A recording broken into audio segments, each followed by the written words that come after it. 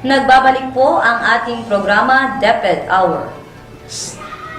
Sa gabi pong ito ay itatampok natin sa Tele-Turuan ang ika-4 at huling module sa asignaturang Mathematics para sa Season 6. Makakasama natin bilang teacher presenter si Ginang Gemma Abando ng Calikid Norte Elementary School na tatalakay sa aralin tungkol sa understanding vertical and horizontal graphs. Halina, makinig, manood at matuto sa ating Tele-Turuan.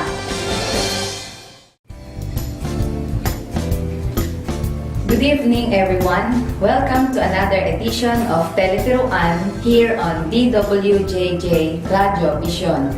I am teacher Gemma Abando of Calikid Norte Elementary School.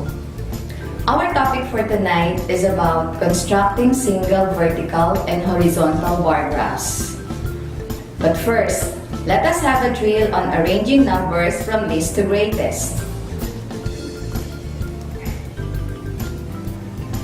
Can you arrange the following numbers starting from least to greatest? Let me give you a clue. The numbers are increasing by 2. Very good. Now, here's another one wherein the numbers are increasing by 5. Great! You got it! Can you arrange this glass group of numbers without any clue? You did very good. You really understand how to arrange numbers from least to greatest. Now, let us have a review of our previous lesson about bar graphs by answering some questions about the illustration. What is the title of the graph? Right. The title of the graph is Water Consumed for 5 days. Now, what are the things being compared? You are right again. The things being compared are the gallons of water consumed from Monday to Friday.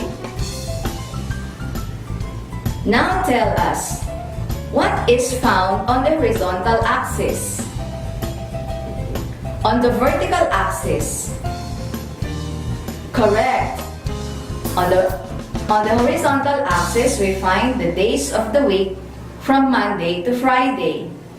While on the horizontal axis, we find the number of gallons of water being consumed.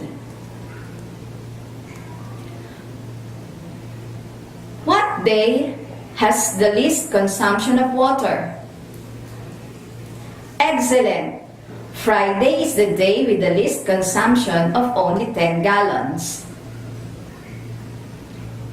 You surely know how to interpret the data in a bar graph. Tonight, we are going to learn how to construct single, horizontal, and vertical bar graphs. Previously, we have discussed that a bar graph is used to compare data from different groups or period.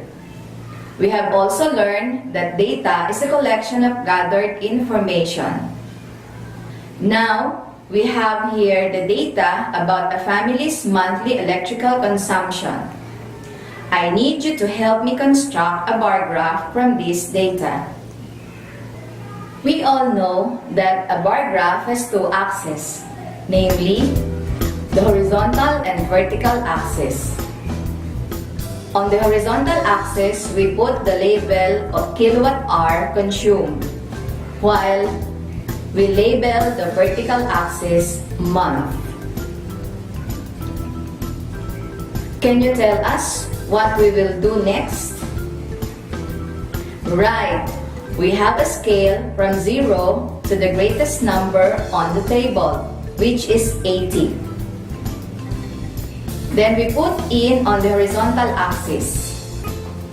Afterwards, we put in the names of the month on the vertical axis, which in this case is from January to June.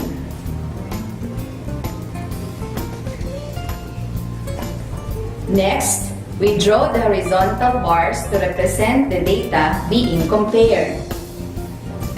Our table says that for the month of January, The electrical consumption is 80 kilowatt hours. For February, it is 75. For the month of March, the consumption is 80 kilowatt hours again. For April, it is 45.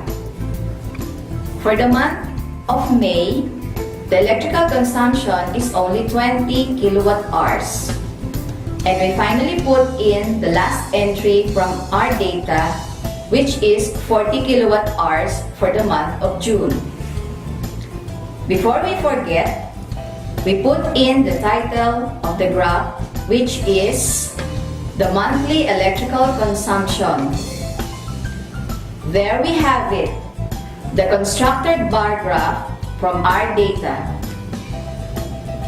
We will continue with our lesson when we return here on Tele-Turuan over DWJJ Radio Vision.